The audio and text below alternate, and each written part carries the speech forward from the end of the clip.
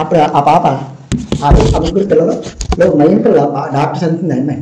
ఆ అమ్మాయి అడిగింది బాబాజీ ఎవరు ఏంటి అని. బాబాజీ ఎవరంటే నేను ఏం చెప్పాలి వాళ్ళకి? బాబాజీ దేవుడు అంటే నమ్మనా కాదు, గమ్మని నమ్మరు కదా. ఇప్పుడు గమ్మని దేవుడు అంటే ఎవరు నమ్మేస్తాడు? బాబాజీ దేవుడు అంటే నమ్మరు. అప్పుడు నేను అన్నాను, రాముడు, కృష్ణుడు, క్రీస్తు, బుద్ధుడు, మహమ్మద్ రసూల్ వాళ్ళు అందరూ వచ్చారు కదా, వాళ్ళందరూ వచ్చి చెప్పారు ఈయన గురించి. వాళ్ళ వల్ల అవ్వలేదట, వాళ్ళ గడ్డ ఈయన అనేవాడు. నేను చెప్పేది ఏమి మాకు అర్థం లేదని మరి. ఆడగడ్డ అంటారండి, రాముడి కంటే కృష్ణుడి కంటే ఇంకొకటి లేదంటారు. ఇప్పుడు ఎవడన్నా అదే కదా, మనకు తెలియనప్పుడు మనం ఎవరంటాం రాముడి కంటే కృష్ణుడి కంటే ఇంకొకటి. ఆ అమ్మాయి అనేది భగవద్గీతలో అదే చెప్పింది. భగవద్గీతలో కృష్ణ పరమాత్మ ఎవరికి జ్ఞానం చేశాడు, ఎవరిని పూజించాడు? కృష్ణుడి కొడుకు సాంబుడు అని ఆయనకి కుష్ఠరోగం వచ్చింది. భార్య అడుగుతుంది కృష్ణ పరమాత్మని, సర్వముని సూత్రాన్ని అంటున్నావు, అందరినీ రక్షించనని అంటున్నావు, ఆపద బాంధుడు అంటున్నావు, మరి నీ కొడుకు కుష్ఠరోగం వచ్చి కుళ్ళిపోతున్నాడా, చాలా బాధపడుతున్నాడా, మరి నీకు నువ్వు పరిశుద్ధపరిచి ఆరోగ్యాన్ని ప్రసాదించవచ్చు కదంటే, నేను ఏదైతే వద్దన్న అది చేసాడు, తినొద్దన్న తిన్నాడు, తాగొద్దన్న తాగాడు, చెయ్యొద్దన్న పనులన్నీ చేసాడు, ఆడి కర్మకు వాడే బాధ్యుడు కానీ నేను కాదు. కర్మ విముక్తి చెందట కర్మ, ఆడి కర్మను నేనే సగలించిన నేనేమన్నా, నాకంటే గొప్పవాడు విశ్వేశ్వర విశ్వకర్మ జ్యోతిర్పనేవాడు ఉన్నాడు, అహోరాత్రులు ప్రకాశిస్తుంటాడు ఆయన, ఓంకారనాథంలోంచి పుట్టినట్టు తేజస్వరూపుడు అతను విశ్వేశ్వరుడు అంటేనే, అతనికి యజ్ఞం చేసినట్టయితే అతనికి ఈ పాప విముక్తి అవుతుంది అన్నాడు. అంటే కృష్ణ పరమాత్మ కంటే ఒకరికొకరు ఎవడో ఉన్నాడని భగవద్గీతలో ఉంది కదండి అంటే ఉన్నదన్నారు. మరి రామతారకంలో ఏముంది? రాముడు ఇసుక లింగాన్ని చేశాడు. తన తమ్ముడు చచ్చిపోయినప్పుడు కూడా ఏమని అడుగుతాడు? తమ్ముడు మోసపోతాడు, దైవమా నాకు దారి కనపడలేదు, నా తమ్ముడు ఇలా అయిపోయాడు, నువ్వే రక్షించానంటాడు. అంటే ఆడి దేవుడి చేసి ఆడే బతికించాలి కదా, ఒకడు ఎవడో ఆడికంటే గొప్పవాడు ఉన్నాడు. ఇలా అందరూ చెప్తున్నారని అంటే అప్పుడు ఆ పాప మీరు అని చెప్పి కరెక్టేనండి, మరి వాళ్ళందరికీ అడ్డతరే అని ఎలా నమ్మకం అనేది కరెక్ట్ కదా. బాగా చదువుకున్నా పిల్ల, అసలు వాళ్ళందరూ గట్టి మరి పిల్ల ఒప్పుకుంటుంది కదా. అసలు ఆ పిల్ల చిన్నప్పుడు మహాజ్ఞాని ఒప్పుకుంటుంది కదా, ఎంత చెప్పినా ఒప్పుకోకపోతే అప్పుడు గాయత్రి మంత్రం లేదని చెప్పింది. గాయత్రి, పంచాయత్రి, రామతారకం ఈ మంత్రాల మించిన మంత్రం ఈ భూమి లేదు అంటుంది ఆ పిల్ల. గాయత్రి మంత్రం చెయ్యి తప్ప ఈ భూమి ఇంకో మంత్రం లేదు రాదు అంటుంది ఆ పిల్లకి, అదే తెలుసు. అప్పుడు నేను అన్నాను, సరే అమ్మ, మీ నాన్నగారు ఎప్పుడు రాశారు 10th క్లాస్ అని అడిగాడు. నాన్నగారు 70లో రాశారటండి. నాన్నగారు ఎప్పుడు రాశారంటే 70లో రాశారని చెప్పాడు. నేను నువ్వు ఎప్పుడు రాసేవన్నా? నేను ఇప్పటికి రాజు 6 సంవత్సరాలు అవుతుందండి. నాన్నగారు రాసిందే రాసేవా నువ్వు అన్నాను. అది ఎలా రాస్తాను, సిలబస్ మారిపోయింది కదా. సిలబస్ మారిపోయినా అదే రాయాలి కానీ నువ్వు ఇదేందుకు రాసావు? నేను 10th క్లాసే రాసాడా ఏదైనా రాసా? 10th క్లాస్ అదే కదా రాయాలా అంటే అది ఎలా రాస్తారండి, సిలబస్ మారిపోతే ఎలా రాస్తారు? అది రాస్తే మార్కులు వేరు కదా అంటే కరెక్టే కదా. ఆ సిలబస్ ఇప్పుడు రాస్తే మార్కులు వేరు. ఇప్పుడు ఏ సిలబస్ అయితే ప్రెజెంట్ ఉందో ఆ సిలబస్ రాసిన వాడే పేస అవుతాడమ్మా. అలాగా గాయత్రి మొత్తం ఆ కాలానికి అది కరెక్టే, పంచాయత్రి కూడా ఆ కాలానికి అది కరెక్టే, రామదాసం కూడా కరెక్ట్. ఏది కరెక్ట్ కాదని మేము అనలేదు. ఇప్పుడు ప్రజెంట్ గుణరాగం అనే మంత్రం ఉంది. ఇది 17,000 శక్తితో ఎండీకృతం. 10,000 సార్లు గాయత్రి చేస్తే ఎంతో, ఒక్కసారి గుణరాగం చేస్తే అంత ఫలితం ఉంటుంది. ఈ మంత్రానికి ఎంత శక్తి ఉంది. మీరు ఎంత చదువుకున్నారని నేను 5వ తరగతి చదివాను. మేకలు కాసుకుంటేవాడిని వచ్చాను. నువ్వు ఎందుకు వచ్చావంటే బాబాజీ తీసుకొచ్చారమ్మా, మేకలు దారి నిలబట తట్ట రేపోతే ఎట్టుంటే పోతాయట. ఆ మేకలు కాదురా అసలు మేకలు ఉన్నాయి నా దగ్గర, అది కాదు కానీ తీసుకొచ్చాను నేను ఇక్కడికి. అందుకే కదా తీసుకెళ్ళాను నేను. లేకపోతే మనకేం తెలుస్తుంది? మట్టిలో ఉన్న వాళ్ళు మాణిక్యం చేశారు. ఇప్పుడు భగవద్గీత రామాయణ భగవద్గీత చెప్పే అంత కెపాసిటీ మనకు ఉంది, చదువుకున్న వాళ్ళకే చెప్పలేము. అన్నబద్దికి ఆ పిల్ల అలా స్టన్ అయిపోయింది. నాన్నగారు అన్నీ చెప్పింది కరెక్టే కదా, ఇప్పుడున్న సిలబస్నే ఫాలో అవ్వాలి మనం. ఎంత సింపుల్గా చెప్పాడు. ఆ మంత్రం మందంటాం, ఈ మంత్రం వీడు అంటారు. ఆ ఒప్పుకోగానే కానీ ఒప్పించాడు అతను. అన్నయ్య ఒప్పించాడు. ఆ అందం వెళ్ళారట, ఆ పిల్లలు 3 ఆడపిల్లలేరా. అన్నయ్య చాలా బాగా చెప్పాడు. గురువు గారికి అలా ఆయన బాబాజీ గారు ఎలా ఉంటారా, ఆయన చూడాలా. అలా కథ మొప్పిపోతానండి అంటే మేము కొద్ది మడ్లు తళ్ళు ఉంటాయండి మేము తిన్నాం. ఇంకా అవన్నీ ఏది అమ్మా మజ్జిగ వేసుకుని తినండి, మేము మీకంటే బాగా ఉంటాం. మేము తెల్లారి 3 గంటలకి దానం చేస్తాం. దానం చేయకంటే ఎవరో వంటలు చేయం. దైవనామం చదువుకుంటూ వంటలు చేస్తుంటాం మేము. ఈ అన్నం భగవత్ స్వరూపంతో సమానం ఇది అంటే ఇప్పుడు ఏదైతే కొద్ది తిన్నారు. తిన్నారు బాబాజీ వచ్చారు. బాబాజీ తిన్నారు, బాబాజీతో మాట్లాడారు. బాబాజీతో మాట్లాడిన తర్వాత అవి చెప్పినట్టుగా బాబాజీ గారికి దండగట్టి ఉండిపోయారు. ఈ మేకలు కాచివాడు ఇలా సమాధానం చెప్తున్నాడు, ఇంకా ఆయన ఎలా ఉంటాడు. బాబాజీ చూడదు అలా ఉండిపోయారు. అలా ఉండిపోయి బాబాజీ నన్ను పక్కన చెప్పారు. చెప్పిన తర్వాత వాళ్ళకి ఆ పిల్ల అన్నది మెయిన్ పిల్ల, నేను ఉండిపోతాను ఇక్కడ, మీరు వెళ్ళిపోండి, నేను ఇక్కడ ఉండిపోయి నేను అన్నయ్య వాళ్ళతో ఏదో సేవ చేస్తుంటాను ఇక్కడ, ఈ బాబాజీ సేవలో ఉంటాను, ఏం చేసుకుని మంచి చెడ తెలుసుకుంటాను, ఎందుకంటే మనకేం కావాలా, మనం పుట్టిన తర్వాత భగవంతుడి కోసమే కదా అని అలా తయారైపోయింది నేను బ్రెయిన్. అప్పుడు బాబాజీ అన్నారు, ఏం చేశారా ఈ అన్నాడు. చెల్లికి ఏం చేసాం బాబాజీ చెప్పేది నాకు తెలిసినవి అలా అంటే, అప్పుడు ఇలా రామ్మా అని కూర్చోబెట్టి, ఎంత చదివామ్మా, ఎంత ఏం చదువుతున్నావు, డాక్టర్ చదువుతున్నాను నేను, అమెరికా వెళ్ళిపోవాలి కదా ఈ సంవత్సరం అని, వెళ్ళిపోవాలి బాబాజీ. ఆడికి ఏమీ లేవు, మేకలు కత్తాడు ఏదో అంటే ఏమీ లేవంటే వాళ్ళకి సరిపడా ఉన్నాయి, తిన్నాకి వీటికి ఏమి ఇబ్బంది ఉండదు, డబ్బులకి వాటికి అలా సరిపోద్ది. కానీ నువ్వు బాగా డబ్బు ఉన్నదాను కదా, వీడు వెళ్ళలేడు అమెరికా, నువ్వు వెళ్ళగలదు. అమెరికా వెళ్ళి అక్కడ వైద్యం నేర్చుకొని అనేక మంది పేదలు ఉంటారు, వాళ్ళకి సేవ చేయి, ఆ సేవలో భగవంతుడు ఉంటాడు. మానవ సేవే మాధవ సేవ, దీనుడి సేవే దేవుడి సేవ, ప్రజా సేవే ప్రభువు సేవ. మూలకు వచ్చి పొట్టు పెట్టుకుని దండాలు పెట్టుకుంటా కొబ్బరికాయలు పళ్ళు పెట్టుకోవడం కాదు పూజ అంటే. భగవంతుడికి సేవ చేయడం అంటే, పూజ చేయడం అంటే అదమ్మా. అన్నయ్య వాళ్ళతో ఉండిపోతున్నట్టుగా, అన్నయ్య ఆడి చాలు, నువ్వు మాత్రం బాగా చదివి వైద్యం నేర్చుకొని అక్కడికి అమెరికా వెళ్ళి నేర్చుకుని వచ్చి మన దేశంలో సేవ చేయమన్నారు ఆ పిల్లలు. మరి మరికొకరు అయితే ఏమంటారు, ఉండిపోమంటారు, చేసుకుంటే ఉండి నీ ఇష్టం అంటారు, అంతేనా. అలా ఒక విజయవాడలో కూడా ఒక అతను అలాగే పెద్ద కోటేశ్వరుడు, వాళ్ళ ఫ్యామిలీలో ఏ ఇబ్బందుల వల్ల ఉండిపోతానని వాడు.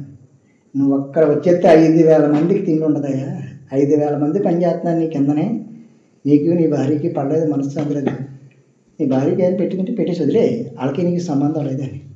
వాళ్ళకి అనుకూలంగా ఉంటే వస్తారు, అనుకూలం లేకపోతే వాళ్ళ మార్గాన్ని వాళ్ళు బతుకుతారు. వాళ్ళ కోసం నువ్వు నా దగ్గరికి వచ్చేసి మొక్కలు నీళ్ళు వస్తానంటే ఏంటి. ఈ అంటే నీ గురించి బాగా చెప్పాడండి ఈ బాబ్జీ గారు చెప్తాడు, చెప్పడం కరెక్టే. నీ ఆశీస్సులో ఉండి కూడా నాకు ప్రార్థన చేసుకుంటే నాకు వినిపిస్తుంది, నువ్వు ఎక్కడి నుండి ప్రార్థన చేసినా నాకు వినిపిస్తుంది, నీ మనశ్శాంతి నేను ప్రసాదిస్తాను, నువ్వేం రాక్కర్లేదు రానా. అలా డబ్బులు ఉన్న వాళ్ళు ఎవరిని కూడా బాబాజీ రానిచ్చేవారు కాదు, ఎందుకంటే ఎవరి పని వాళ్ళు చెయ్యాలి. 5,000 మంది 70 ఆత్మ వచ్చేస్తే ఎవరిదాకా పని చేసుకుంటారు, వాళ్ళు అలెక్ట్రమైనట్టు చేస్తారు. మరి అలా బాబాజీ దగ్గర అలాంటి ఆయన ఈ భూమి మీదకి వచ్చాడు. ఆయన ఏమన్నారంటే, ఆయన మంచినీళ్ళు తాగి మీద జల్లారన్నాను కదా, ఆ జలం అంతవరకు ఆ జలం ఎక్కడ నుండి పోయిందని అడిగింది. అంతవరకు ఆ జలము సజీవమృతమే దివ్యభవనం, సాయిగులను జనత అంటారు, క్రైస్తవులు పరలోకం అంటారు, మనమేమో స్వర్గం అంటాం. బాబాజీ ఏమన్నారు, దివ్యభవనం, దివ్యభవనంలో ఉండిపోతాడు ఈయన జల్లిన జలం, ఈయన తాగి కుచిని తుంచిన జలం. ఆ జలం కాలపురుషుని చతుర్థవత్తు చతుర్థ గడిలో కాలపురుషుడు స్థిరపరిచిన సర్వమత సమన్వయ సద్ధర్మమని ప్రకటించడానికి దివ్యభవనంలో అమృత ఆనందంలో ఉన్న జీవాత్మలో ఈ జీవామృత స్వీకరించి అక్కడ ఉన్నవాడు స్వీకరిస్తారట. అమృతం పొందినట్టు అమృతానికి వెళ్ళిపోయిన జీవాత్మలని ఈ జలాన్ని స్వీకరించి జ్ఞానామృత బిందశక్తత్వంతో భూమి మీద జనుడై పుట్టి భూమి మీద మనుషుల కింద పుట్టి కాలపురుషుని స్థిరపరిచినట్టు కృతజ్ఞ సద్ధర్మం అని ప్రకటిస్తారట. ఆ జలమే ఇప్పుడు పుడతారట. బాబాజీ స్థిరపరిచిన ధర్మాన్ని తేజేయడానికి ఇప్పుడు భూమి మీద పుట్టిన పిల్లలు 10 సంవత్సరాల లోపు పిల్లలు, 10-12 సంవత్సరాల లోపు పిల్లలు, 15 సంవత్సరాల పిల్లలు, ఈ పిల్లలే బాబాజీ అన్నారు ఇత్తనాలు. ఇప్పుడు పుట్టిన పిల్లలు ఇత్తనాలు. ఈ పిల్లలకి మంచి మార్గంలో మనం తయారు చేయాలి. ప్రపంచం వినాశనం అయిపోయేటప్పుడు వీళ్ళే మళ్ళీ సత్యయుగానికి వీళ్ళే ఉంటారు. ఈ కలియుగం అంతమైపోయింది. మన బాబాజీ గ్రంథంలో కదా ఇప్పుడు చెల్లల్లో కొడితే చాలామంది చెప్పేస్తున్నారు, కలియుగాంతం అయిపోతుందని చెప్తున్నారు, చాలామంది చెల్లలో కూడా వచ్చేస్తుంది, తెలిసిపోతుంది. మళ్ళీ ఈ పిల్లలు అందుకే ఇప్పుడు పిల్లలకి ఎవరికి కూడా రాత్రిపూట పెరుగన్నం పెట్టకూడదు, ఎప్పుడు పెరుగన్నం పెట్టకూడదు. ఎన్న తీసిన మజ్జిగి అలసల మజ్జిగ పెట్టాలి జ్ఞానం వికసించాలంటే. మాంసాహారం తినకూడదు. మాంసాహారం తినవల్ల మనం ఎందుకు తినకూడదు అనే మాంసాహారం అంటే, పులి ఉంది మాంసం తింటుంది, సింహం ఉంది మాంసం తింటుంది, కుక్క తింటుంది, నక్క తింటుంది, పాము తింటుంది, వీటికన్నిటికీ పలవరస ఎలా ఉంటుంది? మాంసం తినే జీవరాశులకి పలవరస ఎలా ఉంటాయి? కూరలు ఉంటాయి. మరి ఆవు, గేదె, గొర్రె, మేక సాధుజీవులు మనం కొట్టిన జరిగే పాపం కొడితే పోతాయి కానీ ఎంతన్నా తిరగబడవు. ఏనుగు ఇలాంటి చాలు జీవులు ఎన్నో ఉన్నాయి. ఇవన్నీ కూడా పళ్ళు ఎలా ఉంటాయి? మనలా ఉంటాయి. అలాగే ఉంటాయి గేదెలు ఆవులు కూడా మనలా ఉంటాయి. మరి ఏంటంటే గడ్డి తింటాయి. అవి మాంసం తింటాయి. ఆటలు గుణాలు ఎలా ఉంటాయి, ఇట్ల గుణాలు ఎలా ఉంటాయి? అవి మూర్ఖత్వంగా ఉంటాయి. అవి అవసరం అయితే మనం చంపేనా కూడా, కుక్క కూడా మనం చంపేనా కూడా ఒకసారి తినబడిపోద్ది. కానీ గేదెలు ఆవులు అంత బేగా రావు. రావు అంటే తిని ఆహారాన్ని పెట్టి. ఎడ్లులాగే బండిలాగే ఎడ్లు మాంసం తినవు కానీ బలం ఉంటుంది అట్ల కాడ. మరి పులుగు పెట్టకపోతే రాదు కదా, మరి రోజు తింటది కదా మాంసం. అంటే మాంసంలో బలం ఉందా లేదా? మాంసంలో ఏముందంటే మూర్ఖత్వం ఉంటుంది, వ్యతిరేకం ఉంటుంది. అందుకే మిలిటరీ వాళ్ళకి మాంసం పెడతారు. వాళ్ళకి అవసరం అయితే జాలిగుండు కూడా ఉండకూడదు. వాళ్ళకి అతల దేశం మనమే వచ్చేస్తాడు. ఇప్పుడు నువ్వు ఉన్నారా అక్కడ ఎవడో 10 మంది నీకు ఏదో చేసేస్తున్నాడు, ఇంకెవడు పోలీసు వాళ్ళు కూడా కొట్టేస్తున్నాడు, లేదా చంపేస్తున్నాడు. అప్పుడు ఏం చేస్తాను? నీ ఎదురు కనుంటే కాల్చాలంటే కొద్దిగా మరి అందుకు వాళ్ళకి పెట్టారు. అది తప్పదు కాబట్టి వాళ్ళకి అందరూ తినకూడదు. అది అందుకే మన మాంసాహారం శాఖాహారమా సైన్స్ ప్రకారంగా చూసినా శాఖాహారులే. అదే బాబాజీ అనేవారు, ఎంత ఎడమని చెప్పేవారు. మాంసం తిన్నా కారణం ఏంటి? అందరూ అలా చెప్పలేదు కదా, తినకూడదు అంటారు అంతే. ఎందుకు తినకూడదు? తిన్న వల్ల ప్రయోజనం ఏంటి? తినకపోవడం వల్ల ప్రయోజనాలు ఏంటి? ఇప్పుడు వాళ్ళ మూర్ఖత్వం వచ్చిందా? వాళ్ళు తినే ఆహారాన్ని పెట్టే కదా ఆ మూర్ఖత్వం వచ్చింది. బ్రాహ్మణుల కాడికి వెళ్ళి గొడవ కొత్తారేంటి? వాళ్ళు పెన్నతో చేస్తారు. ఏం చేయాలన్నా నేను ఎక్కడ పెట్టాలో అక్కడ పెడతారు. వాళ్ళు వీళ్ళు కత్తితో కర్రలతో చేస్తాం మనం. అందుకేంటంటే మాంసాహారం తినకూడదు అన్న కారణం అది. మనం పిల్లలకు పెట్టకూడదు. పిల్లలకు పెట్టకపోవడం వల్ల వాళ్ళకి జ్ఞానం వస్తుంది. బోర్డు తిన్నాక ఎన్ని లేవు, ఆకుకూరలు 3 రకాలు ఉన్నాయి. ఇప్పుడు మా పెత్తి తింటే అలవాటు అయిపోతుంది కానీ మా పాపది వాళ్ళకి ఏం అలవాటు ఉంటుంది? బుజ్జమ్మకి మాత్రం పెట్టడం. చాలా మంది పిల్లలు తినలేదు. ఇప్పుడు కానీ ముగ్గురు కొట్లేనా? ముగ్గురు తినరాట. ఆ తాతయ్య అంటాడట మాంసం పెట్టండి రా, బలం లేదు, మాంసం పెట్టండి రా, బలం లేదు అంటాడట. అంటే మా నాన్న అలాగ అంటాడు కానీ వాద్యాన్ని తిడతాడు. మాంసం పెట్టడానికి మన అలాగే తింటున్నాం కానీ వాళ్ళ తండ్రి వద్దు. మాంసం తినడం వల్ల ఏంటంటే రేపు అయితే రాబోయే కాలంలో పిల్లల భవిష్యత్తు బాగుంటుంది అనమాట. అన్న స్టేజ్కి వెళ్తారు.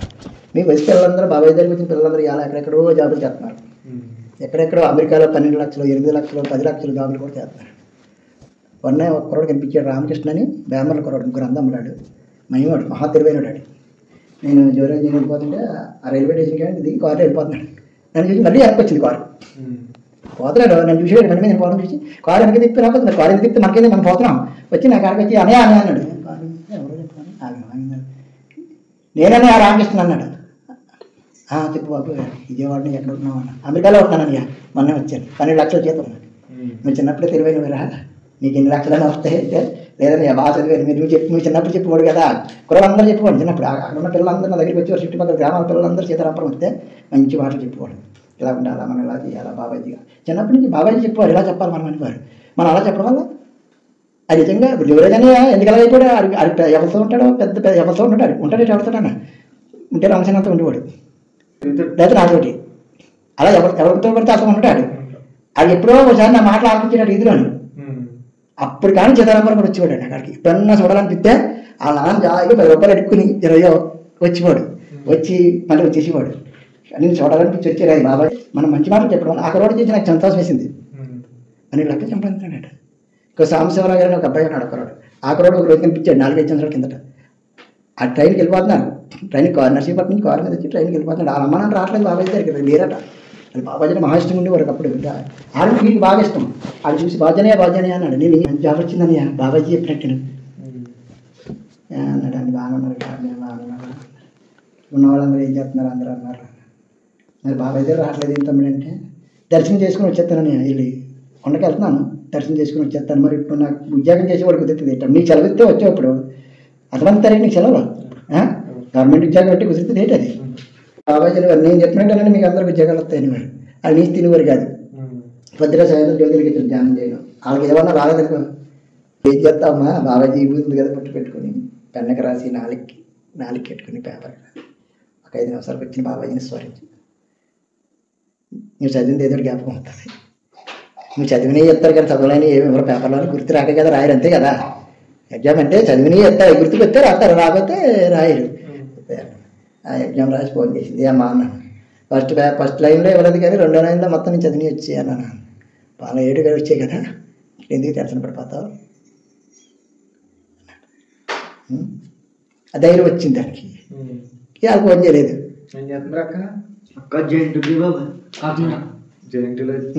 యాభై ఉన్నారని దానికి అవి వచ్చేసి ఇంటిని ఏడ్చుకుంటూ వెళ్ళినట్టు వెళ్ళింది. అప్పుడు నాకు ఎంత ఆనందం వచ్చేసింది నాన్న. ఫస్ట్ పేపర్ దిగదు ఒకటి కూడా అవ్వలేదు చదివినట్టు కనిపించినాయి కీటకాలు. తర్వాత గుడ్లు పెట్టి, తర్వాత పాలిచ్చి,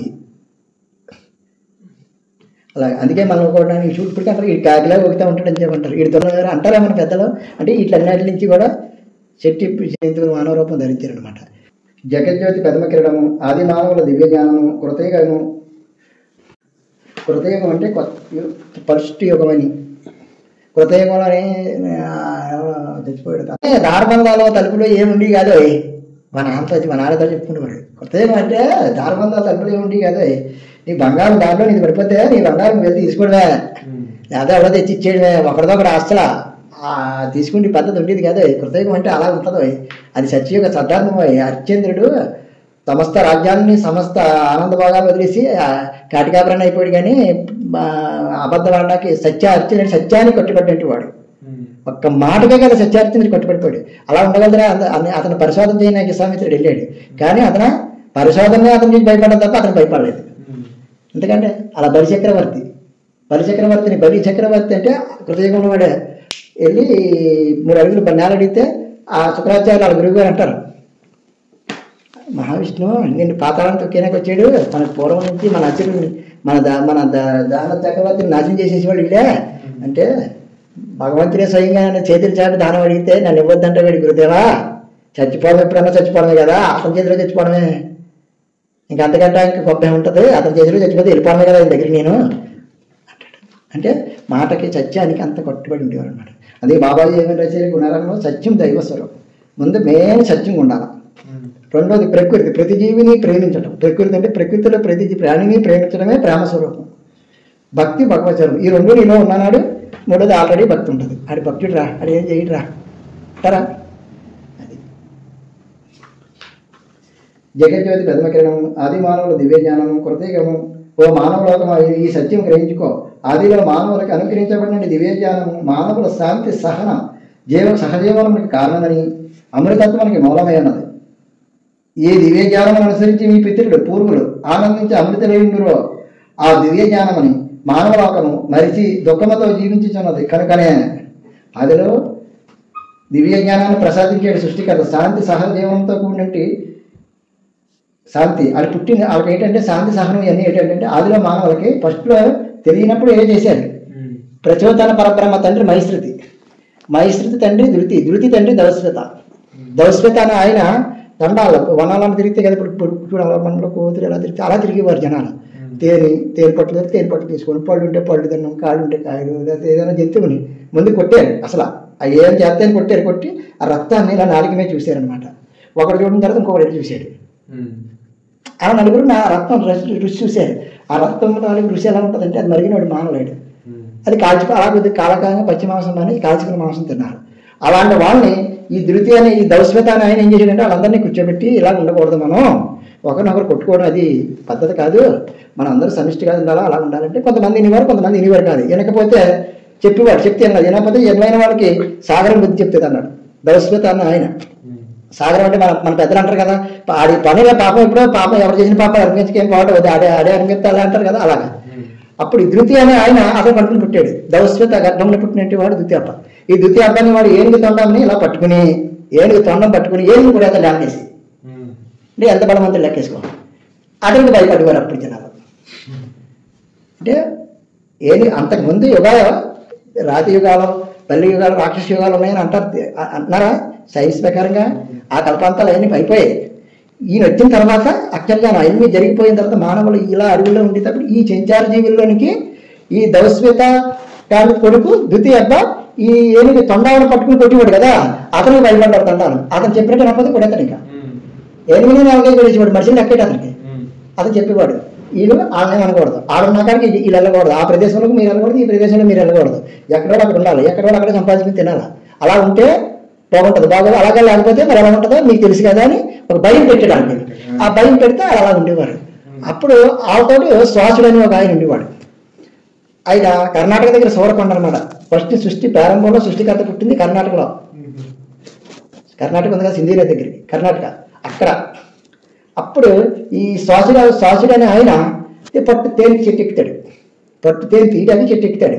చెట్టు ఎక్కి ఆ చెట్టు చెట్టు ఉండగానే ఆ నది సూరకొండ లోయ అంటే కొండగుడి ఇలా ఎక్కుతాం మళ్ళీ దిగడాలు అవి ఉంటాయి కదా. ఆ లోయలోకి వెళ్ళాడు. ఆ లోయలో నీరు పారుతుంది. ఇప్పుడు దగ్గర లాగాలా ఉంటుంది, ఇదే పట్టే ఎత్తుంటుంది. లోయలో నీరు వస్తుంటుంది. కొండ జలాలు జనరల్గా ఎన్నో కొండలతో పారుతున్నాయి. మన దగ్గర కొండలని కాదు కదా, చాలా దగ్గర పారుతాయి నది జలాలు. ఆ జలాల పారికానే ఉండేవారు ఈ జలాల దగ్గరలో అనుకోవడం. ఎక్కడైతే నీరు వస్తుందో మరి అక్కడే ఉంటారు. అప్పుడు బోర్లు నీళ్లు ఏం తెలియదు కదా, ఇల్లు కట్టుకోవడం లేదు. తెలివైన ఒకడు త్వరలో తిరుగువాడు అనుకో, ఇంకో బలవంతుడు వచ్చి ఆ నిద్ర లాగేసి ఇటు తిరుగువాడు, ఆ ఇంకో బలవంతుడు వచ్చి లాగేసి ఇటు తిరుగువాడు. అలా ఉండేది అప్పుడు 2 సాయారూపాలు ఒక పసిపెట్టి అక్కడ ఏడుతుంటాడు అనమాట. నది ఆ జల పక్కనే ఏడుతుంటే ఏదో చూస్తే కనపడదు. ఆ మీద పొలం కింద పొలం నుంచి రంగు చూస్తే 2 వెలిగి ఛాయలు కనిపిస్తాయి. వెలుగుతున్న ఛాయలు ఇంకో 2 ఛాయలు మీద నుంచి వచ్చాయి ఆకాశం నుంచి. ఈ 2 ఛాయలు వచ్చిన తర్వాత ఇంకోసారి ఆకాశం నుంచి వచ్చింది. ఈ బిడ్డను పడుకోబెట్టారు.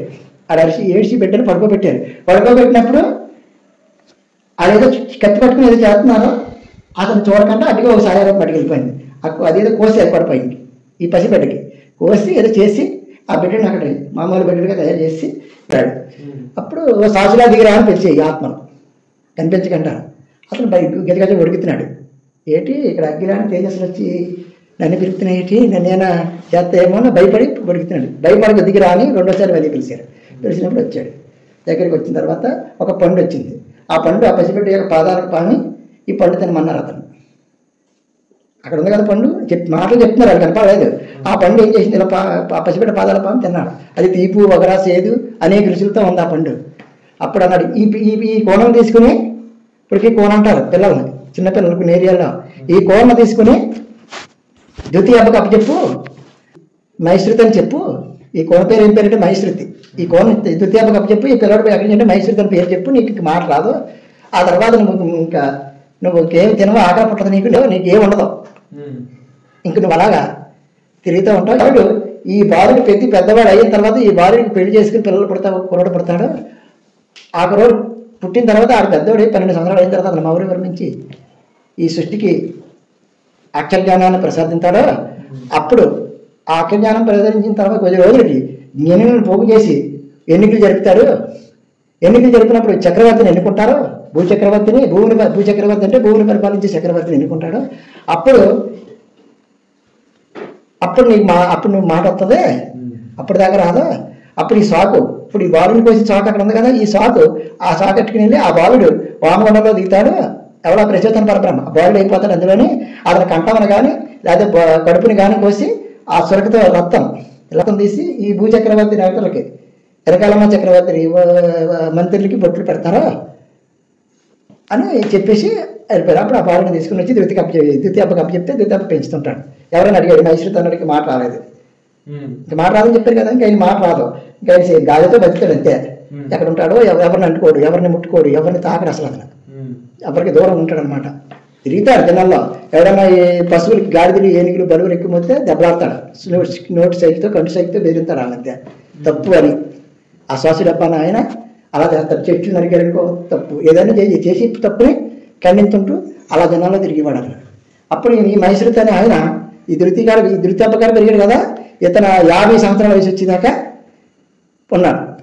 పెళ్ళి అది చేసుకోకుండా ఎవరు ఇష్టపడలేదు. ఇతను మాంసం అది తినడం, పళ్ళు తెచ్చుకుంటాడు, పొద్దుటెళ్ళి తేనె తెచ్చుకుంటాడు, అయ్యే తింటాడు, ఆ గుడిలో ఉంటాడు, మళ్ళీ వెళ్ళిపోతుంటాడు.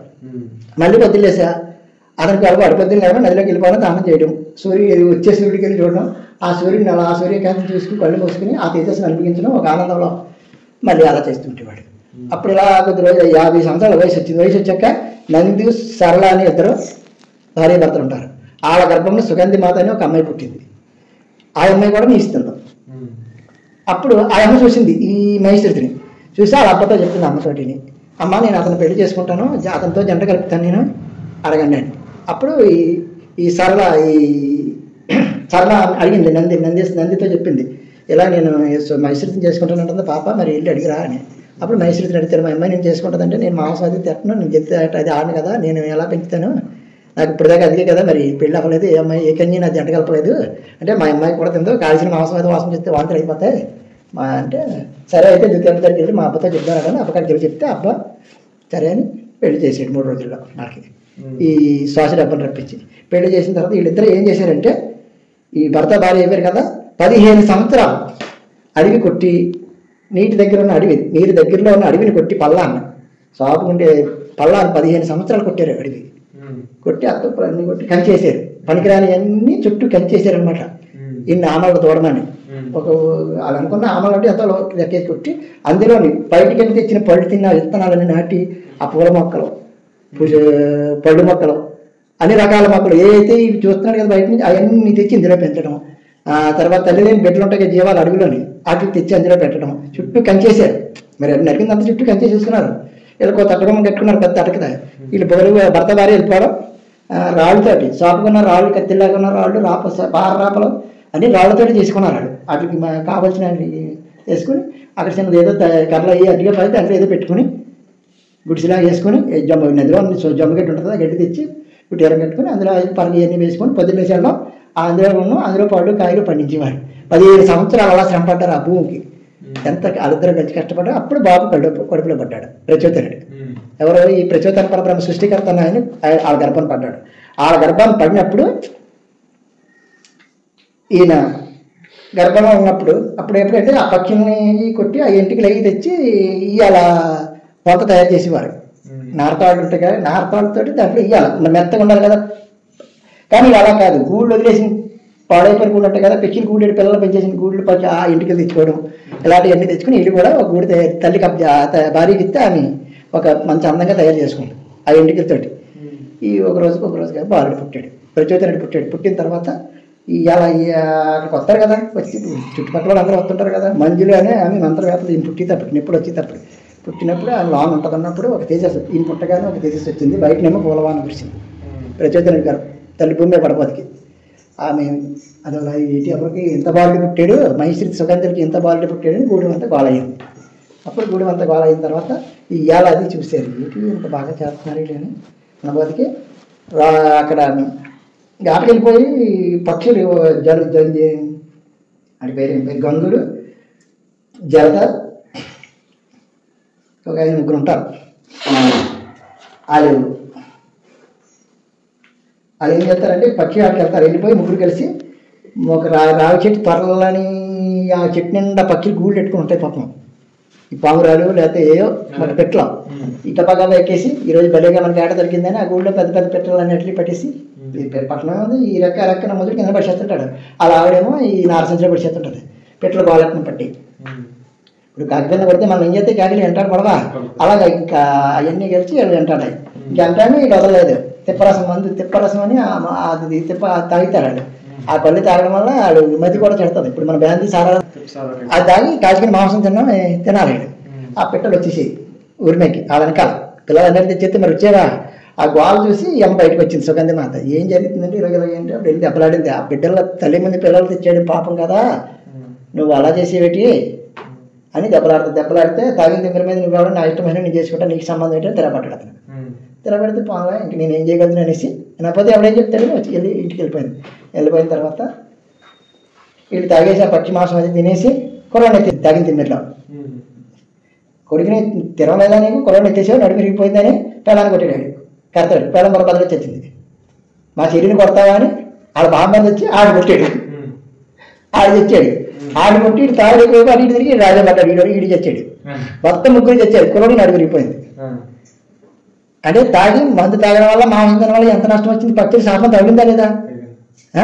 అన్ని పక్షులు గోల పెట్టి నా బిడ్డలు నువ్వు ఎలాగైతే ఇబ్బంది పెడుతున్నావో నువ్వు కూడా నీ బిడ్డలు ఇబ్బంది పడి అలా దుఃఖపడతావని చెప్తున్నాయి ఈ భాషలోని. కానీ ఇది తెల్ల కదా భాష ఆ శాపం అన్నీ తగిలేసింది కదా పక్షి శాపం. అప్పుడు పొద్దు రాబోదికి ఇలా చచ్చిపోయాబోదికి అప్పుడు అన్ని గూడుములు ఉన్న చుట్టుపక్కల గూడుములు ఉన్న తండా జల్లని అందరినీ రప్పించాడు మనుషులు తప్ప మనుషులు తోలేసి రప్పించి వచ్చారు. వచ్చిన తర్వాత ఇలా అయ్యింది. మరియు దానపరచాలా ఇది కప్పెట్టాలా అని తీసుకెళ్ళారు. ఎక్కడ కప్పెట్టి వాళ్ళకి సమాధి కట్టి మట్టి సమాధులు కట్టి 3 రోజులు తలకి తాళం అది చేసి అన్నీ వచ్చిన తర్వాత అది అయిపోయిన తర్వాత అప్పుడు వీళ్ళు వనం పెంచారు కదా 15 సంవత్సరాలు బట్టి తోటలు పెట్టి పెంచారు కదా అందులో పండిన పళ్ళు కాయలు దుంపలు అన్ని రకాల ఈ చిలకలు మినుములు పెసలు అడవిలో పుట్టినాయి, ఇవన్నీ ఎక్కడి నుంచి వచ్చినాయి కాదు కదా. ఇవన్నీ కూడా అందులో అన్ని రకరకాలు అన్నీ పండించారు. ఇవన్నీ కలిసి అందులో వేసారు. ఈ గడ్డేసి పెట్టిన గూట్లో పాకలం అక్కడ చేద్దాం. మా అబ్బాయికి ఇవాళ పండుగ ఇవాళ వేసి పండుగ రెండని అందరు పెద్దగా కబరెట్టాడు. ఈ అందరు పెద్దలు మంచి ఆట ఉంటుంది, కళ్ళు ఉంటుంది, ఇదంతా తాగొచ్చి మాంసం తినొచ్చి పండగ పుట్టిన మరి వేరేటం అంటే ఇవాళ వేయమంటే అందరూ వచ్చేసారు. అందరికీ అలా జరుగుతుంటుంది. ఈ ఇతర అలాగే చేస్తారు అనుకుని వచ్చారు. వస్తే ఎందుకంటే పొయ్యట్లేదు, పొలయట్లేదు, ఏమి అట్లేదు, ఏం చేయలేదు. ఏం చేయలేదు, ఏం పెడతాడు మన ఇది పిలిచాడని అనుకుంటున్నారు. వాళ్ళు ఎదిగాను. నువ్వు పోయినా రమ్మాలా మీ ఇంటికాడ ఏం పెట్టకపోతే ఏమనుకుంటారు వచ్చి నువ్వు అట్లా ఏర్పాటు చేసి ఎత్తడం చదవదా అనుకుని అలా అనుకుంటున్నారు. అప్పుడు ఇక్కడ కాదు అక్కడ వేద్దాం, మన నది దగ్గరికి వెళ్ళి మన జలం పారుతుంది కదా అక్కడికి వెళ్దాము, అక్కడ చేసుకోవచ్చు మన పండగ, ఇక్కడ కాదని తీసుకెళ్ళాడు అందరినీ. అందరూ వెళ్ళిపోయాడు. అన్ని తండాల నుంచి వెళ్ళిపోయిన తర్వాత ఆ అడ్డిగా ఉన్న కట్టి వెళ్ళి తీసాడు. తట్టగమ్మ దిగిపోతే జింక పిల్లలు, లేడి పిల్లలు, కోతులు, పిల్లి చెమరలు, నెమల కోళ్ళు, అన్ని రకాల జంతువులు పెంచాడు అందులో. అవన్నీ వచ్చి వాడి మీదకి పెట్టలేమో మీద ఎగురుతున్నాయి, కోతులేమో అట్టుకుంటున్నాయి, కాళ్ళు అట్టుకుంటున్నాయి, జింకలు లేడు అలాగే దూరం ఉండి బితికి చూస్తున్నాయి. అప్పుడు కోతితో చెప్తుంది, ఏది బంజిరి కోతి అంటే కర్రీ ఏదైనా అడిగితే కరెక్ట్ ఏదంటే అక్కడెక్కడ ఉందో తినేస్తూ ఉందే అని పరిగెట్టి వెళ్ళి అమ్మ వచ్చిందని చెప్తుంది కోతి. అబ్బా అమ్మ వచ్చారని చెప్తే వాళ్ళు తెచ్చిపోతుంది కదా బసలని, మన వాళ్ళు వచ్చారని పరిగెట్టి వస్తుంది. వచ్చేది భయంకరించి ఆ ప్రచోదనుడి పాదాలకి ఆ ఏనుగు శిలతోటి అంటే ఏదో తొండం శిలతో నాకి బుద్ధి పెట్టుకుంటుంది, దండం పెట్టుకుంటుంది. పెట్టుకున్న తర్వాత అప్పుడు ఆ చెట్టుకి కట్టి ఇయ్యాలి. ఈ మంచి నానా రకాల పక్షులు తల్లితో కట్టినట్టు ఇయ్యాలి, అందంగా కట్టుకున్నారు. అది చూసి అందరికి ఇలాంటి ఇయ్యాలి ఎవరికి అట్లా అంత మంచి ఇయ్యాలకి తయారు చేశాడు ఆయన.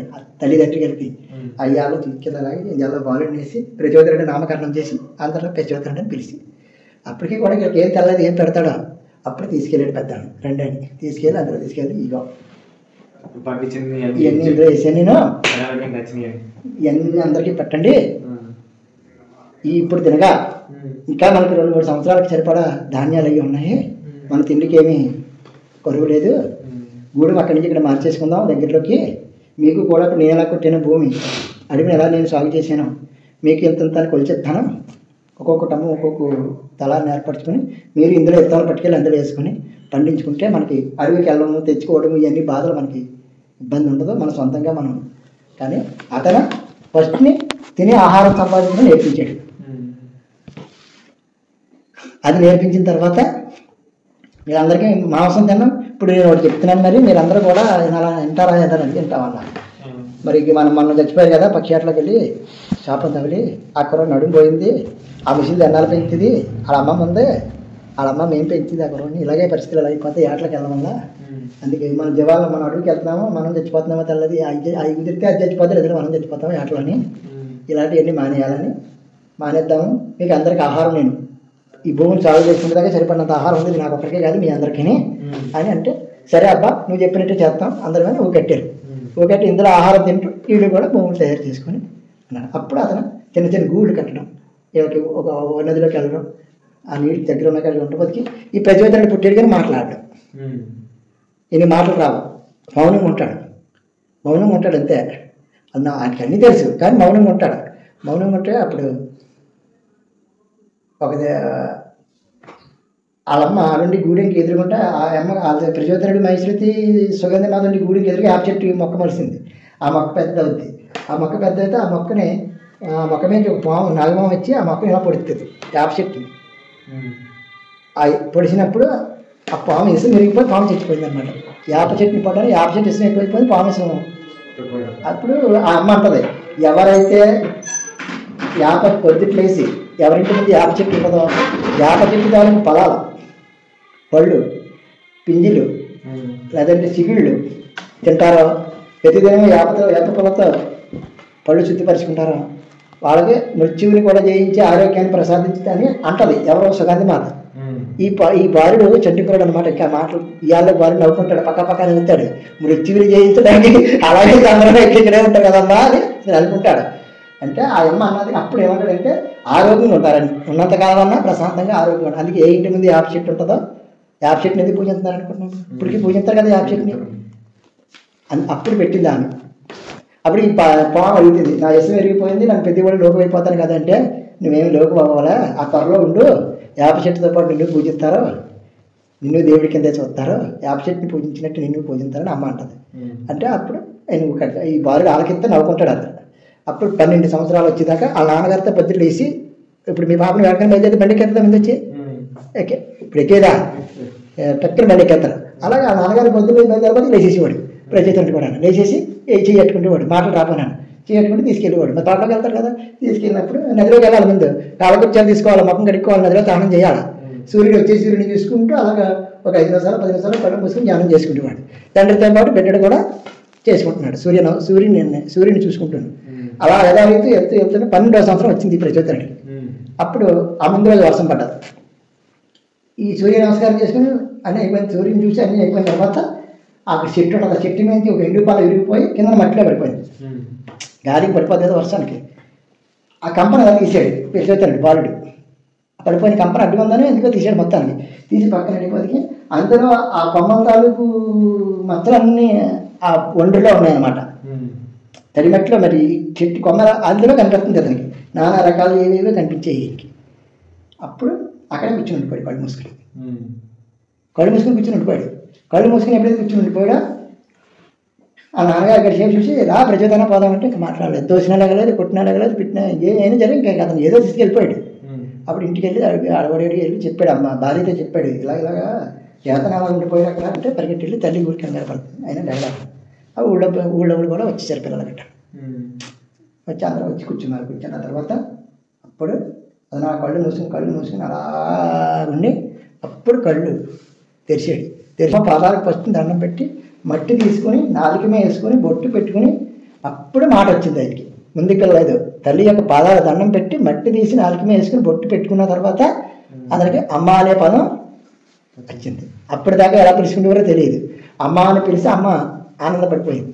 దగ్గర లాక్కున్న తర్వాత అప్పుడు ఇంకా అక్కడ ఉండిపోయి అక్కడ నేను ఇక్కడ ఉంటాను తుంగభద్ర నది కాడ, ఈ నది దగ్గర ఉంటాను నేను, ఇక్కడ కుటీరం కట్టమన్నాడు అనమాట.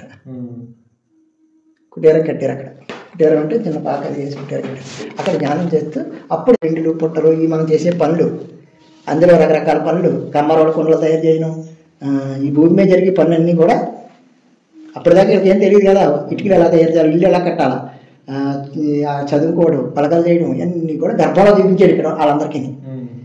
చేయడం అందరూ అలా ఉండిపోయారు. ఉండిపోయిన తర్వాత అప్పుడు 7 బాలుడు 3 ఆడపిల్లలు ఉండిపోయారు ఆయన దగ్గర. మీరు కూడా మరి ఇక్కడ ఉండిపోతున్నారు ఏంటంటే మేము ప్రచోదనుడితో ఉంటాము, మేము ఎక్కడికి వెళ్ళాము, ప్రచోదనుడితో ఉండిపోయినా మేము నిశ్చయించుకున్నామని వాళ్ళు చెప్తారు. వాళ్ళు ఉండిపోయారు. ఉండిపోయిన తర్వాత ప్రచోదనుడు వాళ్ళని అక్కడ ఉండేవారు. అప్పుడు గూడు కూడా మారిపోయింది. ఇక్కడ దగ్గరికి వెళ్ళిపోయారు. కొద్ది రోజులకి వెళ్ళిపోయిన తర్వాత ఈ పిల్లలకి జ్ఞానం వాళ్ళకి నేర్పించాడు. 10 మందికే నేర్పించారు ఆయన. ఫస్ట్ పలకలు, మట్టి పలకలు చేసి కాల్చిన పలకెట్టుకు ఉంటుంది కదా. అప్పుడు ఫస్ట్ కొంటే విద్యాలయం కట్టారు. విద్యాలయం అంటే మనం హాస్టల్ అంటున్నాము, లేదా స్కూల్ అంటున్నాము, లేకపోతే యూనివర్సిటీ ఏదో అంటాం. అలాగే ఫస్ట్ని విద్యాలయం కట్టారు. అంటే విజ్ఞానాన్ని ప్రబోధం చేయడానికి ముందు కాళ్ళకి ఈ జమ్ము గడ్డేసి ఆలయం కట్టి పలకలు తయారు చేసి పిల్లలకి చదువు నేర్పడం. వీళ్ళకి నేర్పాడు ముందు. ఈ 7 పేర్లు పెట్టి ఈ 3 ఆడపిల్లలు వాళ్ళే బ్రహ్మ విష్ణు మహేశ్వరి అంటాం, లక్ష్మీ సరస్వతి పార్వతి అంటాం కదా. అన్నమయ, శక్తిమయ, జ్ఞానమయ. అన్నమయ అంటే లక్ష్మీదేవి, జ్ఞానమయ అంటే సరస్వతీదేవి, శక్తిమయ అంటే పార్వతీదేవి అని. ఆ 3 జ్ఞానం సరస్వతి వాళ్ళంటారు. సరస్వతి అప్పలేదు 5 అంటారు అనరా. అది వాళ్ళకి ఇచ్చాడు. దేవబ్రహ్మ, దివ్య బ్రహ్మ, నాద బ్రహ్మ, మయ బ్రహ్మ, అక్షర బ్రహ్మ, ధర్మ బ్రహ్మాచార, కర్మ బ్రహ్మ, 7 బ్రహ్మరుషులు. దైవత్వాన్ని పెట్టి దేవబ్రహ్మ, అలా ఒక్కొక్కరికి ఒక్కొక్క నాదాన్ని పెట్టి నాద బ్రహ్మ, అక్షరాన్ని పెట్టి అక్షర బ్రహ్మ అని ఈ బ్రహ్మను కర్మ చేసి కర్మను పెట్టి కర్మ బ్రహ్మచారి అన్నీ కూడా ఏర్పాటు చేశారు. పెట్టిన తర్వాత ఈ పిల్లల ద్వారా అనేక పిల్లలు అప్పుడు ఒకళ్ళు బయలుదేరి ఆడికి వచ్చేవారు. వచ్చినప్పుడు ఇంకా స్కూల్ స్టార్ట్ అయిపోయి పలకలు నేర్పించడం, వీళ్ళకి అన్నీ నేర్పించేస్తాడు. విద్యలు చదువు వస్తుంది. ఇంకా అక్కడికి పిల్లలందరూ జాయిన్ చేస్తారు. పంటలు పండించి వాళ్ళు భూములు ఆల్రెడీ మా అబ్బా వాళ్ళకి భూములు పండించడం అది నేర్పించాడు. ఇంకా వాళ్ళకి అదనే ఉంటుంది. ఇప్పుడు అది జనాలు ఏం కాదు కదా. ఇప్పుడు మనమన్నా జరిగి తిన్నాము వండుకోవడం అంటే మనకి అదనే ఉంటుంది. చదువుకోవడం అంటే ఇప్పుడు ఏదో సంపాదించాలన్న ఆశతోటి పరిగెడుతున్నారు తప్ప తిండికి పెట్టి కరువచ్చి కాదు కదా ఎవరు. ఇప్పుడు అతాశ కోసం దేనికోసం పరిగెడుతున్నారు. అలా ప్రశాంతంగా అలా ఉంటుంటే ఆవిడ అప్పుడు అక్షర జ్ఞానాన్ని ఆయన ఇచ్చాడు అనమాట. ఆయనే అక్షరాన్ని సృష్టి 10 సంవత్సరాలు కురటప్పుడు వెళ్ళిపోయాడు. 5 సంవత్సరాలు కురటప్పుడు వెళ్ళిపోయాడు. ఈ మైసూరు తప్ప సుగంధ మాత కాడికి. బోయి జబ్బ అని ఒక ఆయన యేసుక్రీస్తు అనమాట. బోయి జబ్బ అంటే ఇలాంటి వీళ్ళు వెళ్ళిపోయి అక్కడ ఉండిపోయారు. ఈ దివ్య ఈ బ్రహ్మ శ్రేణితో పాటు వీళ్ళు ఉండేవారు. ఈ నీతి మంత్రి అని పోయి చెప్ప జ్ఞానాధిపతి అంటే వ్యాసుడు. వీళ్ళు ఉండిపోయి ఈ వ్యాస భగవానుడు అందరికీ జ్ఞానాన్ని ప్రబోధం చేసేవాడు. ఈ బోయి చెప్పని వాడు నీతి నియమాలు ప్రబోధించేవాడు. నీతిగా నియమంగా కరెక్ట్గా ఉంటే మనకి ఏదన్నా కరెక్ట్గా మనకి భగవత్ ప్రచోదన పరబ్రహ్మ ఇస్తాడో ఆయన సృష్టి ఆయన బాబా ఆయనకే ఫస్ట్ని కనిపిస్తాడనమాట. ఈ సృష్టికర్త అందరికీ నాకు అమ్మ అబ్బా లేదు, నేను కూడా ప్రచోదన రోజుకి వాళ్ళ అమ్మకి దండం పెట్టుకుంటుంటేనే ఇవన్నీ చేస్తున్నాడు, మన నేను ఎడికి పెట్టుకుంటానని మహేశ్వరి అమ్మకి వాళ్ళ అమ్మ సుగంధి మాతకి దండం పెట్టి మట్టి పెట్టుకుంటే ప్రచోదనని చూడబోతికి తారామండలం కనపడుతున్నాడు భూమి నుంచి ఆకాశానికి. ఇదే కృష్ణుడు కనిపిస్తాడు కదా, ఒక ఇద్దరు అతను చంపైపోతాడు కౌరవులు, అప్పుడు కనిపిస్తాడు భూమి నుంచి మీదకి. పాతాళంలో కప్పిడిపోతుంటే ఆకాశాన్ని లేచిపోతాడు శ్రీకృష్ణ పరమాత్మ. అలాగే ఈయన కనిపించాడు. అతని అవయాల్లో కొండలు, పెండ్లు, నదులు, నోరులు అన్నీ కనిపించాయి. నువ్వు ప్రచోదనుడు కాదు, మమ్మల్ని సృష్టించి మమ్మల్ని మార్గాన్ని నడిపించడానికి వచ్చిన ప్రచోదన పరబ్రహ్మ విశ్వకర్మవి, సనాతనుడివి, నువ్వు స్వయంభవుడివి అని ఆయన అంటాడు. అతనికి ఎప్పుడూ తెలియని భాషతో మాట్లాడతాడు ఆయన. అలా అక్షరాలు పుట్టాయి, అలాగే స్వరాలు పుట్టాయి, అలాగే దైవత్వం పుట్టింది ఆయన ద్వారా. అక్షరం ఎప్పుడు వచ్చింది? ఏ గ్రంథంలోనే ఉందా? తయారు చేసుకున్నట్టు ఏ గ్రంథంలో ఉందా? ఇలా ఉంది. బాబాజీ పబ్లిక్లో ఎక్కడెక్కడ పెద్ద పెద్ద మీటింగ్లు పెట్టినప్పుడు, బెంగళూరులో, హైదరాబాద్లో అలాంటి కాడ మీటింగ్లు పెట్టినప్పుడు వరుసలో చెప్పేవారు, భూమి మీద సమస్త గ్రంథాలు ఈ గ్రంథంలో ఏమి ఉన్నాయన్నారు. రవంత రాయత్నంలో ఎంత చెట్టి మరుపై మర్మమైనది భూమి మీద ఉన్న 33 గ్రంథాలు కూడా ఇందులో ఉన్నాయట. అందులో ఉన్న ఫిలాసఫీ ఇందులో ఉన్నాయి. నా గ్రంథం ఈ నేను ఇచ్చే గ్రంథం అలాంటిది కాదు. ఇందులో అధర్మం అన్నది ఎక్కడా లేదు. మనిషి ఎలా ఉండాలి, చదువుకోవాలి, జ్ఞానాన్ని సంపాదించాలి, తల్లిదండ్రులు పూజించాలి, తనెవరో తను తెలుసుకోవాలి, తనతో పాటు తన చుట్టూ ఉన్న వాళ్ళని బాగా చూడాలి. తిరిగి ఎక్కడి నుంచి వచ్చావు నువ్వు ఇంటికాడ నుంచి వచ్చావు, ఇప్పుడు ఇంటికి వెళ్ళిపోవాలా? ఇంటికి ఎక్కడి నుంచి వచ్చావు తెలుసా మనకి? అది తెలుసుకోమంటారు.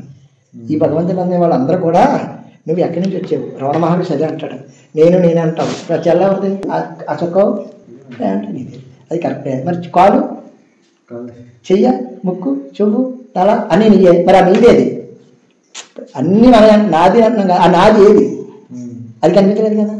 ఈ శరీరానికి, ఈ బాహ్య శరీరానికి వాహనం స్థూల శరీరం ఒకటి ఉంది. అది ఏమంటుంది? నాది నావాడు అంటుంది. అంటుందా? అన్నీ నాయ అంటుందా? లోన ఒకటి ఉంటుంది. అది నీలో ఉన్నంత వరకు ఇవన్నీ.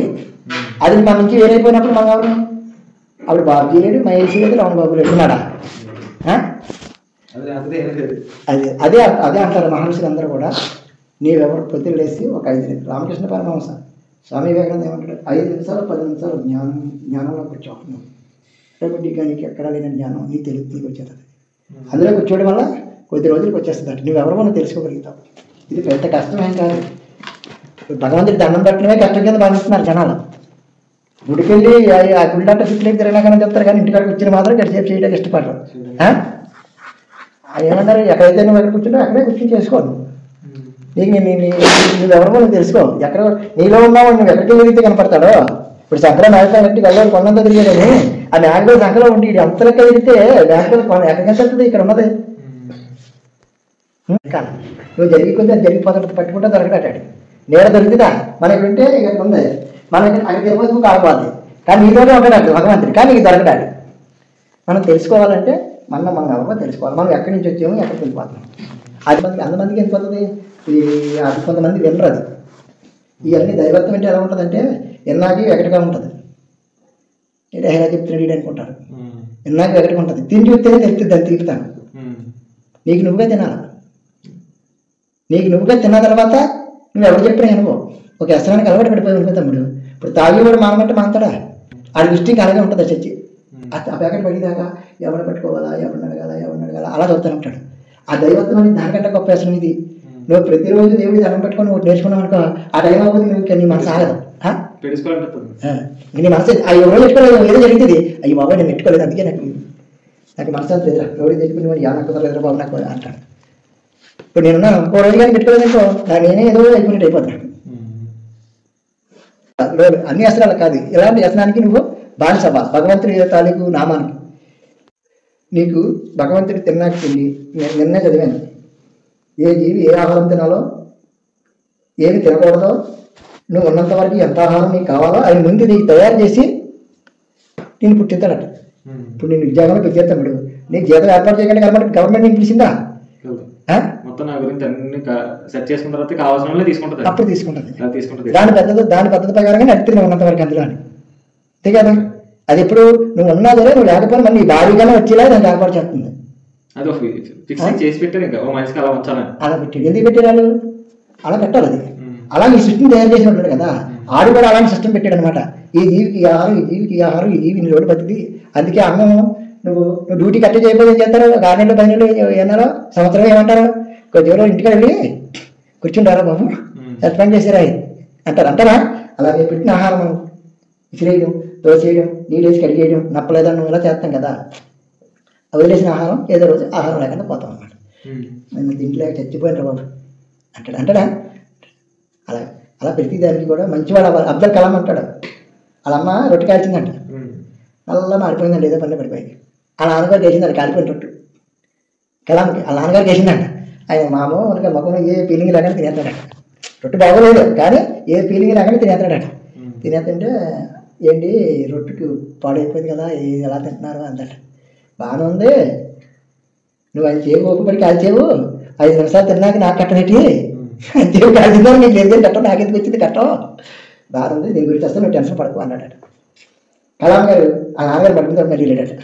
నాన్న నిజంగా నీకు బాగుందా రొట్టు, బాగుండి అన్నావా బాగుంగట్ట అన్నావా అని మళ్ళీ అడిగాడు. అది కాదురా, అమ్మ కాల్చుంటప్పుడు ఏదో తేడా జరిగింది, కాలిపోయి మాడిపోయింది, అది బాగోలేదని గచ్చిద్దాం అనుకో, తెల్లవారులు అమ్మ ఎడుతుంది. నేను ఒక మాట అంటాను, తెల్లవారులు అమ్మ బాధపడుతుందిరా, బాగుందని తినేసాను కదా, నాకు ఏమవుదో అమ్మకి ఏమవుదో, అందుకు ఎదుటి తప్పుల్ని ఏలుతూ చూపించడానికి మనం ప్రయత్నం చేయకూడదు అన్నాడు. ఆ కాళ్ళే తెలుసుకుంటారు అని మా నాన్నగారు నాకు చెప్పాడు. అప్పటి కానించి నేను ఏంటంటే ఎవరన్నా ఏదన్నా చేసినా సర్లే అనేసి నేను ఉంటానే తప్ప నేను అతిగా ఇది చేయను. అలా మా నాన్నగారి వల్ల నాకు జ్ఞానం వచ్చింది అంటాడు. అంటే మంచి మంచి తల్లిదండ్రులు ఇవాళ గొప్పడైన అందరూ కూడా తల్లిదండ్రుల వల్ల గొప్పడని చెప్తారు కదా. ఫైనల్గా ఇప్పుడు మనం ఏ ధర్మాన్ని అనుసరిస్తే ఈ భూమిని మనం వికాసం చెందగలుగుతుందో, లేదా మన ధర్మాన్ని పోషించకపోతే ఏ రకంగా వినాశనం అయిపోతే ఫస్ట్ పేజీలో ఉందన్నమాట. ఈ చెప్పాను కదా 6 సార్లు కల్పాంతం అయిపోయింది, 7వ సారి అవుతుంది. అవుతుందా అని అనుకుంటున్నాను, కళ్యాణం వస్తుందా అని ఎవరు అనుకోలేదు. అలాగే వస్తుంది అది కూడా. అందుకోసం మనం ఏమన్నారంటే, బాబాజీ నువ్వేం చేయక్కర్లేదు, పళ్ళు తేవద్దు, కాయలు తేవద్దు, డబ్బులు ఖర్చు పెట్టక్కర్లేదు, పొద్దున్న లేచి 5 గంటలకి 4:30 లేచి ఒక 5 నిమిషాలు అరగంట పావుగంట టయాన్ని పెట్టి అంతకు నేను జ్యోతి తెచ్చి ఎలిగించి ప్రార్థన చేయాలి. నీకు ఏమి రాకపోతే కళ్ళు మూసుకుని కూర్చోటి, అంతకంటే ఉత్తమైన నీకేమీ లేదు. నీకేమీ రాకపోతే నువ్వే పరమేశ్వరాన్ని, నీకు ఏది దొరుకుతుంది అలా అనుకుంటుంటావు. 9 రోజులు 5 నిమిషాలు ఉండగలుగుతావు. ఒకరోజు పెరుగుతుంది కదా, ఒక 5-10 రోజులు అలవాటు అయిపోద్ది. ఆ తర్వాత నీ పని చేసుకో, ఏ పని మానేద్దన్నారు బాబాజీ. పక్షికి 2 రెక్కలు, నింగికి నేలకి ఆధారమైనట్టు. పక్షికి బతకడానికి ఆధారం ఏంటి? రెక్కలు 2. అందులో ఏ రెక్కన పోతే ఆ పక్షి పని దేనికి పని చేయదు. అలాగే మనిషికి కూడా 2 రెక్కలట. ఒకటి అజ్ఞాతం చింత, భగవంతుని పూజించడం. 2వది ప్రకృతిలో నువ్వు నీ భార్య బిడ్డల కోసం, నీ తల్లిదండ్రుల కోసం, నీ వెనకాల వాళ్ళ కోసం, ముందు వాళ్ళ కోసం నువ్వు కష్టపడాలి, శ్రమ పడాలి, పట్టి అన్నం తెచ్చి వాళ్ళకి నువ్వు పెట్టాలి. దేవుడికి కూర్చోకూడదు, ఏదో పని చేసి వాళ్ళు కూడా నువ్వు పెంచాలి. వీళ్ళు కుదిరితే ఆగలన్న వాడికి అన్నం పెట్టాలి. ఉన్న దాంట్లో నీకు ఎక్కువ గుడ్లు ఉన్నాయి కదా, బాబాజీ అంటారు పతి లేని పడితులు, అంటే భర్త లేనంటే స్త్రీలను అనాది బిడ్డలను ఆదరించాలంటే. ఎవరితో మనకు కావాల్సిన వాడు కట్టడం అది కాదు గొప్పతనం. అలాంటి వాళ్ళని ఆదరించాలి. అది అతను ఏం చేస్తాడంటే నీ బిడ్డలు 7 తరాలు చూస్తారట భగవంతుడు. నువ్వు చేసిన పుణ్యకర్మ నీకు 7 తరాల నుంచి వస్తాడు. నువ్వు చేసిన పాపం బాబాజీ కాదు, ప్రతి గ్రంథంలో కూడా అదే ఉంది. నువ్వు చేసిన కర్మ ఒక బంతి తీసి ఎలా కొట్టేద్దాం, ఎక్కడికి మళ్ళీ ఎక్కడికి వస్తుంది? మనం ఇక్కడి నుంచి కొడితే అక్కడికి వెళ్ళిపోద్ది. అది వెళ్ళిపోద్దా? నువ్వు ఎంత ఫాస్ట్ కొడితే అంత ఫాస్ట్ వస్తుంది. నువ్వు ఎంత మంచి చేస్తే, నువ్వు ఎంత చెడు చేసినా అలాగే వస్తుంది. గోడకి కొట్టిన బంతి వల్ల సమస్తం అయిపోతుంది. పాపము చేయని మానవుల యుగమంది ఒక్కడో లేడు. భూమి ఆడన్నాడా? ఏదో రకమైన పాపం, ఏదో రకమైన అబద్ధమో ఏదో ఆడతాం. చేయని మానవుల యుగమంది ఒక్కడో లేడు. కొండ దూదుకొట్టుని ఆవగింత అగ్నికర్మ దహించి వేయినట్లు, కొండంత దూదుకొట్టునే ఆవగింత అగ్నికర్మ దహించి వేయినట్లు ఎంతనే పాపాత్ముడేంటి నేను. విశ్వశాంతి జ్యోతి కాంతికిరణ సోకినంతనే పాపాలికిడే అమరత్మని పొందిన. భగవంతుడి యొక్క కాంతికిరణం సోకినంతనే. అయితే బాబాజీ ఎందుకు పూజించాలని అంటావు? బాబాజీని మనమే కాదు పూజించి, బాబాజీని కాదు పూజించేది, బాబాజీ జ్యోతి. ఈ జ్యోతి మనమే కాదు. ఇప్పుడు నీకు తెలుసా, మన ఇంట్లోని పెళ్లి చేస్తే అమ్మ మీద ఏం పెడతారు? జ్యోతి ఎట్టేవారు. ఇప్పుడు పెడుతున్నారు లేదు తెలియదు కానీ పమ్మ తెచ్చి జ్యోతి పెట్టేవారు. నీకు తెలిసి ఎప్పుడైనా చూసావా? పెడతారు. ఎందుకు పెడతారు? అనేక మంది వచ్చి అన్నం తింటారు, మేమేమి చేయలేము, వాళ్ళందరికీ సమృద్ధమైన ఆహారం పెట్టి ఆరోగ్యాన్ని కూడా ప్రసరించి మా వాళ్ళు ఏ నేరం కూడా జరగకుండా ఉండాలని. మరి కర్మ చేస్తాం ఎవరో చచ్చిపోతే ఆ వేళ కూడా జ్యోతి వెలుగుతుంది. పుట్టినాడు చంటిపిల్లల కాడ దీపం అదే ఇప్పుడు బ్యాటరీలు వేసేసి కాబట్టి కరెంట్ దీపం పెడుతున్నారు. లేదంటే ఖచ్చితంగా జ్యోతి వెలుగుతారు చంటిపిల్లల కాడ. చచ్చిపోయినప్పుడు పుట్టిన జ్యోతి ఉండాలా, చచ్చిపోయినప్పుడు జ్యోతి ఉండాలా వద్దా? అందుకు జ్యోతిని ఆరాధన చేయాలి. జ్యోతిని ఎందుకు చేయాలంటే అది దానికి జ్యోతికి ఇంకో రూపం లేదు. నీలో ఉన్న ఇందులో ఉన్న జ్యోతికి ప్రతిరూపం ఆ జ్యోతి. ఈ శరీరమే ఆ సిమిలి. ఆ సిమిలి రోజు తొలగిపోతే అది కనిపిస్తుందా? నువ్వు ప్రతిరోజు దానం చేసి ప్రార్థన చేయకపోతే నీలో కూడా భగవంతుడు కనిపించడానికి. ప్రతిరోజు ప్రార్థన ఎందుకు? కథ మొత్తం మాసనాడు, గంధ మాసనాడు, తల్లి పెద్ద పడినాడు, బిడ్డతనం కాదు మిషన్ అయిపోయేటప్పుడు భగవంతుడు ఇప్పుడు నుంచి నీకు అంటారు అంటున్నారు కదా పెద్దలు. మరి ఆటలతో బాలయం, ఆనందంతో యమనం, కోరికలతో కమాలు, మృత్యుతో వృద్ధాప్యం 4 అవస్థలు ఉన్నాయి మనిషికి. ఉన్నాయా? చిన్నప్పుడు ఆట, ఇప్పుడు మన బుజ్జంత ఆట. కొద్ది రోజు మన పండుగ రోజు కొద్ది ఇంకో 2 సంవత్సరాలు పోతే అడిగి కట్టలు కట్టాలా, మంచి బండి తోలాలా, మంచి చల్లమన అదే ఆలోచన ఉంటాడు. పెళ్ళి అయిపోయిన తర్వాత కోరికలు పిల్లలకి చేయాలి, సంపాదించి మొన్న దాకా నువ్వు కురాడు. ఇప్పుడు నీ పిల్లలు పుట్టాను నువ్వేమంటావు? నాకు కొద్దిగా బాగా చూడాలి, పెద్ద స్టేజ్లో తీసుకెళ్ళాలి అనుకుంటాం. ఆవిడ పెద్దలు అయిపోతారు, వృద్ధం 4 అవుతుంది. మరి చిన్నప్పుడు చచ్చిపోతాం అవుతుందో, పెద్దప్పుడు చచ్చిపోతాం అవుతుందో, మేము ఎప్పుడు చచ్చిపోతాం అవుతుందో, ఎప్పుడు చచ్చిపోతాం తెలుసా? అన్నయ్య చిన్న వయసు చచ్చిపోలేదా? కావాలని చచ్చిపోలేదా? ఆవిడకి ముసలి లేత లేదు. అందుకోసం ఏమన్నా బాబాజీ నువ్వు ఎప్పుడు పోతావో నీకు తెలియదు కాబట్టి నువ్వు ఉన్నంత వరకు నువ్వు ప్రతిరోజు కూడా ఇంత నూనె వచ్చి జ్యోతి వెలిగింది. నాకు పళ్ళు, కాయలు, పుష్పాలు, ఫలాలు ఏం అక్కర్లేదు. పువ్వులు, కాయలు ఎందుకు పెడతానంటే ఆకర్షణ శక్తికి. చూసేవాడికి కొద్ది బాగా కనపడుతుంది. దాని పువ్వు పెట్టడం వల్ల పువ్వు అర్థం ఏంటంటే నీలో పువ్వు లాంటి హృదయం, నీ పువ్వు ఇలా ముడుచుకుని ఉంటుంది కదా. పువ్వు ఇలా ఇస్తేనే కదా దాని నిలువు, ముద్దలా ఉంటే దాని నిలువు లేదు కదా. నీలో నువ్వు కూడా నీ హృదయం కూడా అలా ఇలాలని జ్ఞానం రావాలని పువ్వుని పెట్టే కారణం. అలా పెరిగడానికి అర్థాలు ఉంటాయి. అందుకేంటంటే ప్రతిరోజు నువ్వు ఇంత నూనె వేసి జ్యోతి వెలిగించుకోవాలి. అక్కడ కాదు జ్యోతి వెలిగించడం వల్ల ఏంటంటే ఎలాంటి కష్టాల నుంచి అన్నది జ్యోతి కాపాడుతుంది. ఇప్పుడు ఇంటి మానేసారు కానీ మా నాన్నమ్మ వయసులో వాడు అంత పంపిణీ చేసి దారుణంగా ఇక్కడ సాయంత్రం పొద్దు కొనకపోతే జ్యోతి వెలిగించేవాడు. ఇప్పుడు మానేశారు పెద్దలు. సాయంత్రం అవ్వకపోతే దారుణంగా మీద జ్యోతి మా పెద్దనారమ్మని గుర్రమ్మని ఉండేది. ఆయన పెట్టి రోజు పెట్టి జ్యోతి వెంకనారాయణ రామ రామ కిట్నా కిట్నా అనుకుంటుండేది. నానమ్మ ఎందుకు నానమ్మ అక్కడ జ్యోతి పెడుతున్నామంటే జ్యోతి పరం జ్యోతి బాబు భగవంతుడు జ్యోతికే జ్యోతి అనేది. అప్పుడు ఫోటోలు ఎక్కడ లేదండి, ఈ ఫోటోలు లేవు. ఏదో